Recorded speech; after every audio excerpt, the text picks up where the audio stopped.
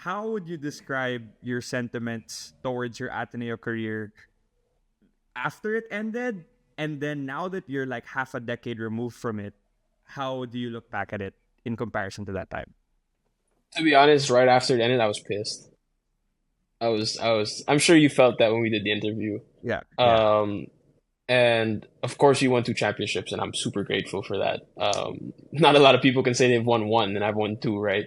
So, but at the same time, I knew I had more to give. I knew, going into my senior years that um, there was more for me to do in terms of making my stock better for the PBA. Because of course, everybody in college they want to make it to the next level, which is the PBA. Now there's the B League and all those things, so we want to make it to these next levels. And I knew that because I did not play, I would not have that stock rise at all. But at the same time, I wanted to be a good teammate because we're winning, and I want to encourage the guys that are playing. I want to make sure that I'm the guy that still puts the work in, that still does what I need to do off the court to keep my body healthy. And Coach Sandy helped me a lot with that because my final year, he saw how frustrated I was, and he just he just talked to me and said, let's just keep working, and whether you play or not, at least you get the work in, and at least moving forward, you can build on whatever you worked on. So I guess those 4 years taught me a lot of patience. Looking back now, so from my perspective now, um, I'm thankful for the two championships, and I'm thankful for the lessons as well, for being patient and understanding that maybe it's not your time right now, but at some point, like, it's gonna come. You just have to keep on working.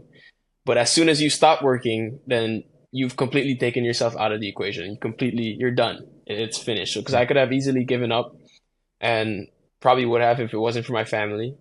But they pushed me through it. So another Mhm. lesson I learned: make sure the people around you are right, whether it's your family, whether it's your friends, the circle around you. It can be as small as you want. It can be three people, but as long as Mhm. it's right, it doesn't matter. Like, you'll get through whatever you're going through. You mentioned a while ago that you were looking for scholarships before going to college. You had a couple other offers. I'm not gonna ask you if you regret going to Ateneo, but I'm gonna ask you you if you ever thought about what would the path be if you went somewhere else. First of all, I don't regret going to Ateneo at all because my number Good. one thing was playing an Ateneo LaSalle game, and and I know this is kind of selfish, but winning and being the best player, which I was able to do. Yeah. So that got checked off my list, and watching my dad coach all those Ateneo LaSalle experiences were just different for me to be in there and actually playing. But sorry, what was your second question? It was more of, did you ever think, like, what would the path have been if you went to one of those other schools? Yeah. Well, actually, after I got cut the first Mhm. year, where I ended up playing for the national team, with Coach Mike, one of the coaches, Coach Joe Ward, who ended up being my trainer, who helped me a lot during my college years. He helped me make the team actually, because of the drills that we did.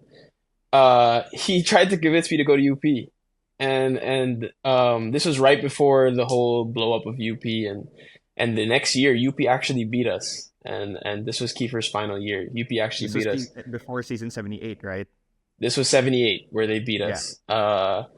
And this is, yeah. So for me, no, I don't really think about it honestly.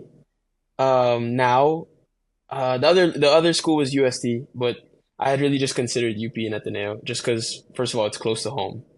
Literally, it's right there. And then Literally. my mom wanted me to go to either UP or Ateneo. So yeah, I don't think about it, just because, at this point I don't think there's a point in worrying Right, about right. what happened in the past. If it did happen, I don't know, maybe it would be a little bit different for sure. But UP also had a couple of coaching changes during the time, and you never really know. Like, if the coach didn't recruit you, if the coach didn't go out to your game and watch you play, and then take you to the the university and take you around. It's different when that's Yeah. that's not the guy that does it for you. So you don't really know what could have happened in UP as well. Yeah, and but was it how close was that? When I got cut, it was so close, not super close, but it was close enough that they had given me an offer already, and they had told me what the perks would be and what I would do and things like that. But I love Ateneo. I'd always pictured myself playing for Ateneo, and once, like I said, playing that Ateneo LaSalle game. So yeah, it was only Ateneo for me. Well, obviously, we're glad that you that you decided to stay. But obviously, I want to talk about the decline in minutes and what happened there. At what point, you said you got a lot of help from Coach Sandy. At what point did it start to dawn on you that, okay, yeah, this is changing. Like I'm seeing a big minutes decline, and then now you're getting frustrated. Uh, so even the year before, so my second to the last year, it had already happened, but I feel like it was my fault. I wasn't as on top of my game. I wasn't putting as much extra work in. Um, until maybe like the latter part with the playoffs already. That's when I started to play well, which was the playoffs. In the finals, I played well. Right. So I think that was more my fault. So the year after that, I'd worked so hard during the summer and made sure I was like in tip top shape and I had done this and I was playing well in practice.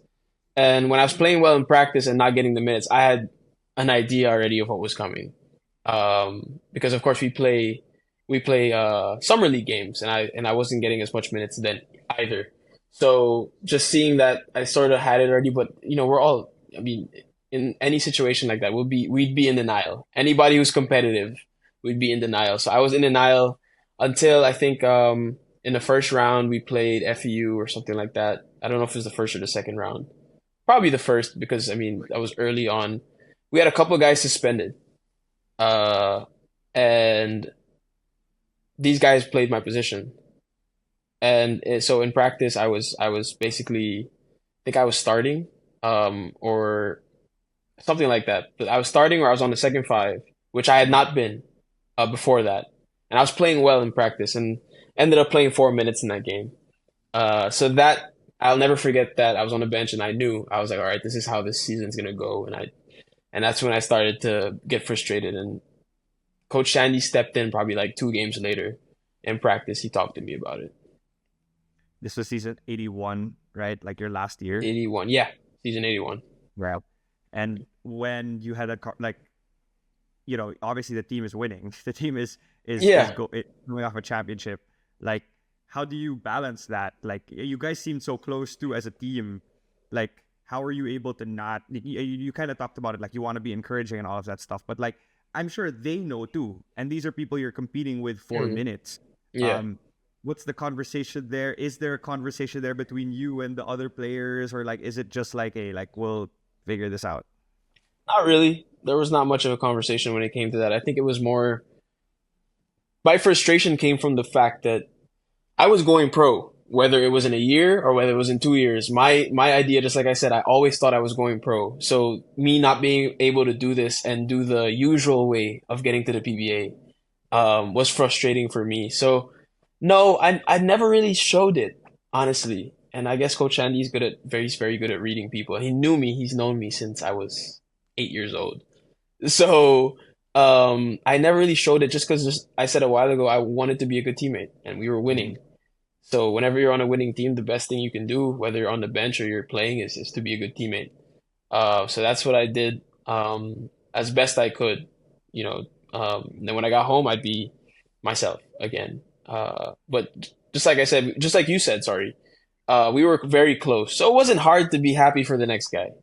It wasn't Yeah. hard to be happy for thirds and Matt and 30 winning. What was it, two MVPs or three Finals The finals MVPs? MVP. Yeah, and I grew up with these guys, so watching them succeed was frustrating, of course, because of me wanting to turn pro, but at the same time, I'm happy for them because they're able to succeed as well. All right. This question is probably the one that I feel like you would say, "Don't put this on," but I'm gonna ask it anyway, and then it's up to you. So, what's did you ever have a conversation with Coach Tab about what happened, or what's been going on there, or what had happened there? Or is anything? Yeah, just basically like what's the relationship with Coach Tab about that? No, but I will. I will at some point. There's going to be one point where I've never, so since then, I've seen him a couple of times, quick conversation. I saw him at the game. I watched one of their games and I sat right behind the bench. So we had like a 5 minute conversation before the game. So I still try to support, I come to the games and everything, but no, I haven't had that conversation, but I will at some point. And yeah. I'm not even at this point, like I don't hold a grudge about it anymore. I don't worry as much about it anymore. That's why, I can go to the games and I can support and everything. I still had a lot of good years in Ateneo. So for me, that conversation will probably be funny. It'll most likely be It, funny. Yeah. And he's not the type of yeah, guy that will shy away from like confrontation, so yeah. it'll probably be funny.